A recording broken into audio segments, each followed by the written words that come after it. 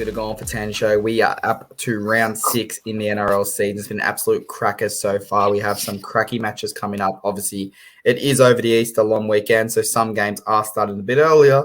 Some games are starting a bit later, but we'll jump straight into the action. The first game Thursday night, it's the Melbourne Storm taking on my boys, the Sydney Roosters. The Cheese returns home for his first game against this Melbourne Storm side in Melbourne. Baxter, talk to me about this Melbourne Storm side. Yeah, we got Nick Meaney in the fullback role with Will Warbrick in Xavier Coates in the wing position, Remus Smith, Justin Olam centres pairing, Cameron Munster, Jerome Hughes. Hughes is back in the halves position. Tua Kalamilika and Kristen Welsh in the forward positions, Harry Grant in the hooker role, Trent Leora and Eliasie Katoa in the back row, Josh King to make the lock, Bronson Garlick, Alec McDonald, Tom Eisenhuth, Tarek Sims makes his bench debut, I believe, and Grant Anderson to round out the 18 HIA jersey position. And what a game we have Thursday night. If I was the NRL, I would have scheduled this more for a Friday night, maybe condense the weekend if I'm being brutally honest, but it's on a Thursday. They're up against the Sydney Roosters. It's a hell of a game to start the Easter long weekend. Yeah, it definitely is an interesting game. Now, what do you make of this game? Obviously, Jerome Hughes does return back from suspension. Obviously, Jonah Pizzette does move out of this starting lineup. So he did a good job while he was there, but also obviously Tarek Sims comes back into this squad to replace Grant Anderson. So you go back to the normal Chiefs. You've got Cam Munster, who ran the show last week. He's now got his partner in crime, Jerome Hughes. Obviously, Pappenhausen isn't too far away, but it is Nick Meaney gets the nod. So what do you make, I guess, of his spine? You've got the coach there, Justin Olam, who will do a job. Warbrick, who's been absolutely unbelievable this year as a rookie.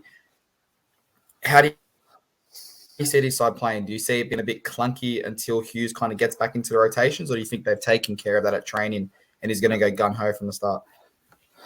Well, it's one of those ones we're going to just have to wait and see how it's all going to play out. I think either option is a good option to go with. It's just basically the roll of the dice, how good old Craig Bellamy is going to feel come game day, which way he's leaning towards going in a direction. So it's going to be interesting to see Thursday night. It's going to be interesting. As you said, Jerome Hughes is back from his suspension, looking to more straighten up the attack there. It might have been a little bit clunky last week against South, but with him back, I think he straightens up. And to a credit of one of our commentators, our commenters, Steffi Boy here, you reckon Sean Johnson's probably the best with footwork in the 7 role at the moment, and you probably have to say Jerome Hughes, given that he's come from a fullback role into halfback, is probably a clear second in my opinion. And shout outs to all the comments that we got over the review games in round 5. So it was interesting to see. Yeah, we'll definitely obviously touch on a few of those comments because a lot of them were from the Warriors fans. So we will jump onto those. We will talk about those, and we do talk about the Warriors game. But let's jump across to the Sydney Rooster side. You've got Joey Manu, who did win the race at fullback to replace the concussed James Tedesco. You've got Daniel Tupu, Joseph Suaalii, Drew Hutchinson, Mr. Fix-It, Jackson Paulo, Luke Keary and Sam Walker partner in the halves with Hargraves, Smith, Collins, the 2 Butcher brothers, Radley, rounding out the 13 with Jake Turpin, Terrell May, Corey Allen, Fletcher Baker, and Noah White in the 18th man jersey. So not too many changes from the side that did take on Parramatta. Obviously, there is no Tedesco, so Joey Manu wins that spot. Watch his space. It wouldn't surprise me if we kind of said Joseph Suaalii and Joey Manu switching as the game goes on to try and gain an advantage and kind of mix things up to play with Melbourne's squad. But what do you make of this squad? I'm going to let you go first because I do tend to get a bit biased when I do talk about the Roosters. I do think it's going to be a very tough game. We have lost 5 of the last 6, I believe, against Melbourne. So it's never easy to go down to Melbourne. It's never easy when they've got the hoodoo over you. But both teams don't seem to be back at their best. So what do you make of this Roosters side? And then chuck me your prediction. Yeah, it was funny with Trent Robertson in the press conference after the game. He said Joey will be starting at fullback, and was there ever a doubt that Joey Manu would start at fullback over Joseph Suaalii? But I think it's a bit of a surprise he put Drew Hutchinson in at centre instead of naming Corey Allen. Maybe that's a bit of mind games going into the Drew game. played last week, bro. He dominated in last week's game against Parramatta. Yeah, but Corey, I believe this is where I see Drew as a Mr. Fix-It. He's a Mitch Orbison. He can play back row, he can play front row, he can play hooker, he can play centre, he can play wing, he can play fullback if you needed to, he can play 9, he could play 6, 7, and he could probably play lock and the bench and number 18 HIA jersey. When you've got a player like that, unfortunately, his best position is the bench because he comes on, okay, you need to go into the second row for a stint. Okay, now you need to move to, we've got a HIA in the centre role, you need to move there, or we need you over here, or whatever.